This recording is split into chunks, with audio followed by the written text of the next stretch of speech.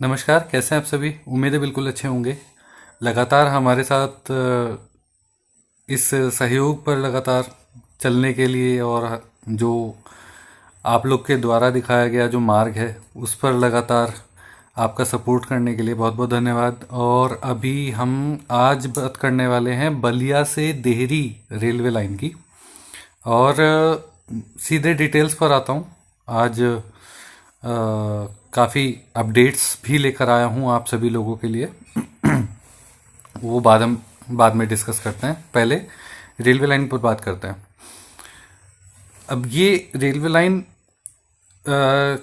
की जो संघर्ष समिति है उनसे मेरी बात हुई है। उनके जो मेम्बरान हैं और वो सारी चीज़ें काफ़ी उसमें सहयोगी भी हैं, उन सब से बात हुई है। और अभी मैं बताऊं तो उनसे बहुत इस चीज़ पर विस्तृत चर्चा हुई कि कैसे वो लोग इस लाइन को पास कराने में सफल हुए हैं।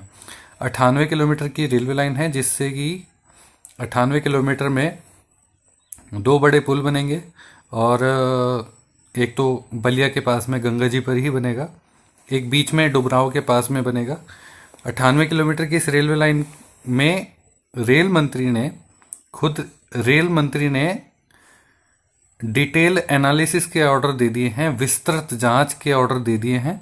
अगर ये फिजिबल उनको लगता है, फिजिबल से मतलब है अगर उनको लगता है, अगर भारतीय रेल को लगता है कि हाँ इस रेल लाइन को बनाने से उनको बेनिफिट होगा, कमाई होगी, तो वो इस रेल लाइन को बिना देरी किए वो बहुत जल्दी इस पर एक्शन लेंगे। ठीक है। इस रेल लाइन के 98 किलोमीटर के सेक्शन पर टोटल कुछ स्टेशन मैं आपको बता देता हूँ जो स्टेशन संभावित हैं।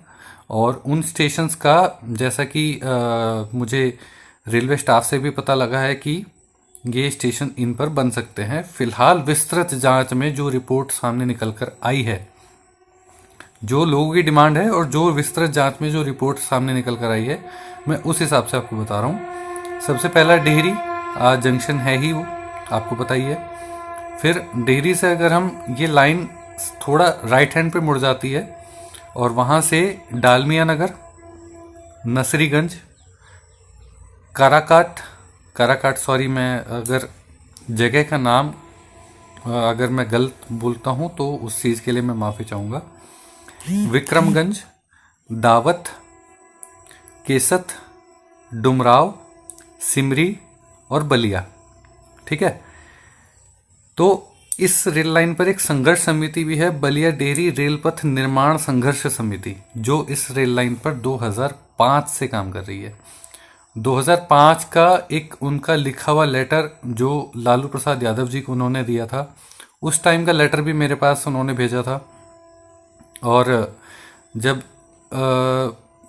लालू प्रसाद यादव जी की सरकार के टाइम से, उनके रेल मंत्री बने रहने के टाइम से ये डिमांड चली आ रही है और आज जाकर ये डिमांड पूरी हुई है, क्योंकि इस रेल लाइन के विस्तृत जांच के जब ऑर्डर हुए हैं तो जाहिर सी बात है, जब विस्तृत जांच के ऑर्डर हुए हैं, क्षेत्रवासियों की मेहनत रंग लाई है और रेलवे को भी दिखा है कि अगर बलिया से डेहरी के बीच में अगर रेल लाइन बना दी जाए तो सबसे पहला तो फ़ायदा, बहुत बड़ा फ़ायदा व्यापारी गणों को होगा। क्योंकि ये जो रेलवे लाइन है इसका फ़ायदा यूपी से लेकर बिहार, पूर्वी झारखंड से और भी चीज़ें जुड़ती हैं। वहाँ के लोगों को यूपी के लोग डायरेक्ट बिहार झारखंड होते हुए महाराष्ट्र से सीधा जुड़ सकते हैं। ठीक है। और रही बात डेहरी की, तो डेहरी से और भी कई सारे रेल प्रोजेक्ट चल रहे हैं जिनकी हम आगे बात करेंगे, अगले रेल बुलेटिन में बात करेंगे। तो डेहरी से सीधा कई सारे ऐसे प्रोजेक्ट चल रहे हैं जो सीधा महाराष्ट्र को जोड़ेंगे और साउथ ईस्ट सेंट्रल रेलवे में विशाखापट्टनम को जोड़ेंगे, खड़गपुर को जोड़ेंगे। तो ये सारे इंडस्ट्रियल एरिया जब कवर करते चलेंगे तो उनसे इनको बहुत फ़ायदा होगा। ठीक है। और फिलहाल उसके अलावा जो भी अपडेट्स हमको मिल पाती हैं वो मैं आपके सामने ज़रूर लेकर आऊँगा। फ़िलहाल आज की अपडेट यही है।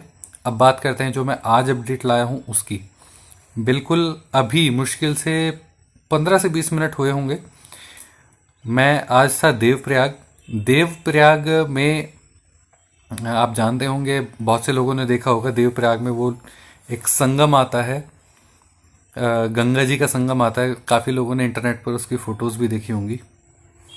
ठीक है, अलकनंदा नदी का संगम आता है। और फ़िलहाल मैं ऋषिकेश कर्णप्रयाग लाइन पर लगातार अपडेट ले रहा हूँ, आपको उसकी भी आपको डिटेल्ड वीडियो मिल जाएगी। और जबलपुर, नैनपुर, नागपुर बहुत सारे ऐसे प्रोजेक्ट्स हैं, चंडीगढ़ बद्दी, फिरोज़पुर पट्टी, बहुत सारी रेलवे लाइन्स है। सभी प्रोजेक्ट पर मेरा डिटेल्ड एनालिसिस आ चुका भी है, और अब मैं अनदर 6 महीने बाद उसका एक विस्तृत दोबारा से एक बार एनालिसिस करके उसकी जांच करके एक बार मैं फिर उससे उस पर वीडियो बना रहा हूँ। और बहुत सारी ऐसी जगह हैं, बहुत सारे ऐसे रेल प्रोजेक्ट्स हैं जहाँ पर केवल हमारा ही चैनल गया है, केवल और केवल हम ही गए हैं। तो लगातार हमारे साथ बने रहिएगा आप, और जहाँ तक हो सकता है हम लोग लगातार इस पर चलेंगे।